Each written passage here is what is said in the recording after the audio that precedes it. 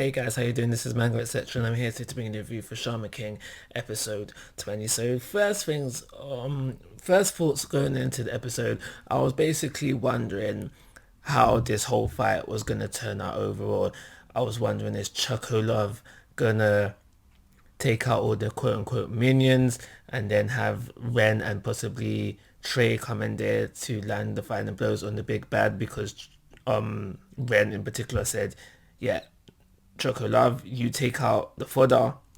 I'm here for the big bad, for the main boss. So that's what I was thinking in the early stages of the episode. There was a small part of me that thought maybe Chocolove would do the whole thing himself, but I was more on the side of Chocolove taking out the fodder and Ren coming in to finish off the big bad, and that's essentially what we got. So, moving on, we did get a backstory for Chocolove within this episode, and now compared to the original running, it was darker, more detailed, and I love it. And I think it's because of the backstory and the more detail that we get, not necessarily the darker stuff. I'm not trying to say I'm a grim guy or anything like that, but just because it was more detailed, we had more of a focus on it than I remember from the original running. I see myself loving Chocolove's character very much more so than I did within the original anime running, because yeah, like, cause from memory, all I can remember is that Chocolove was supposed to be the jokes guy who wasn't really that funny, but now he's so much more after this episode, especially after this episode. And I want to say that he has now become my favorite character, if not definitely in the top of my favorite characters for Shaman King. And now I've said it not in obviously Shaman King reviews, but just other reviews I do on my channel. If a character doesn't have enough screen time and they are killed off, I find it very hard to feel for that character. But this episode is probably the first instance, probably, if not one of the first instance, where a character hasn't had very much screen time, but in the amount of screen time that they have had, I was a bit taken back when so and so character died. And obviously I'm talking about the old man who raised Chocolove.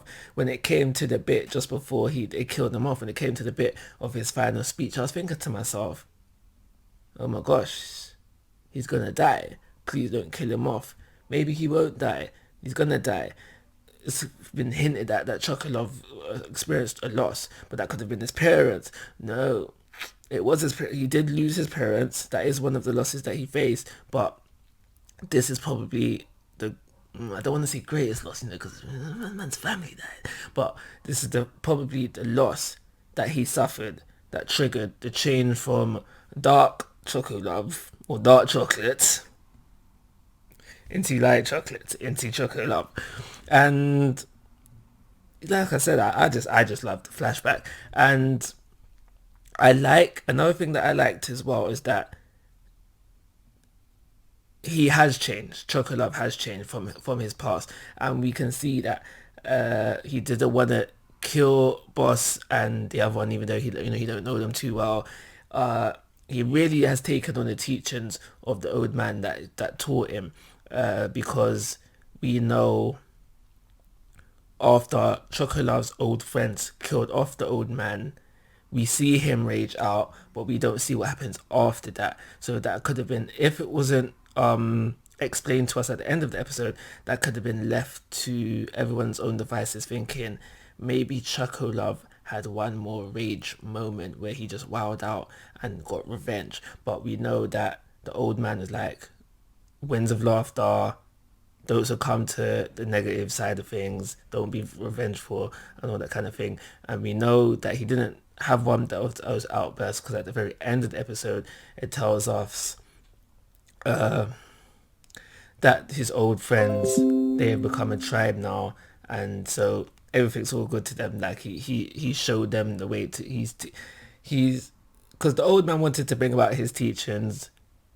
when everybody over with laughter. Chocolate has done that with his old friends, because at first I was thinking, oh, he's still talking to his old friends, that's kind of odd. But then I deeped it and was like, yeah, maybe not, this is what the old man wanted, and he's doing those things. So Ren comes in there, finishes off the fight.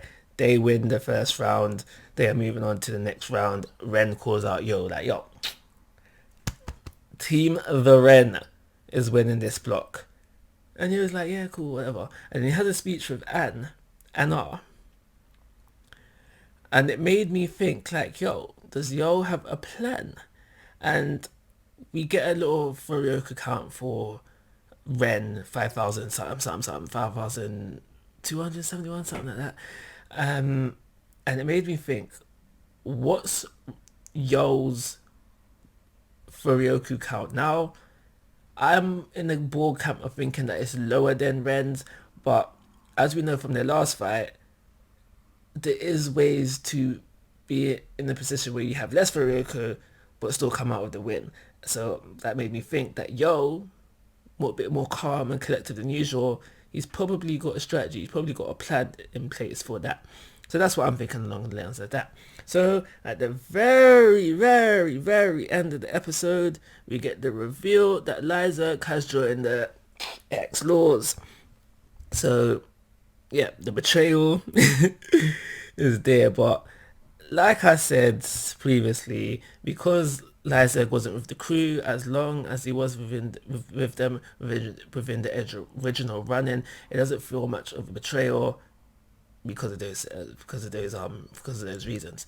And that's everything I got to say about this episode. I do believe it deserves a 4-star rating. F's in the chat for Choco's quote-unquote grandpa. Like always, guys, I'm asking for your thoughts and opinions. If you haven't already, please subscribe to my YouTube channel. But most importantly, take care. Have a nice day.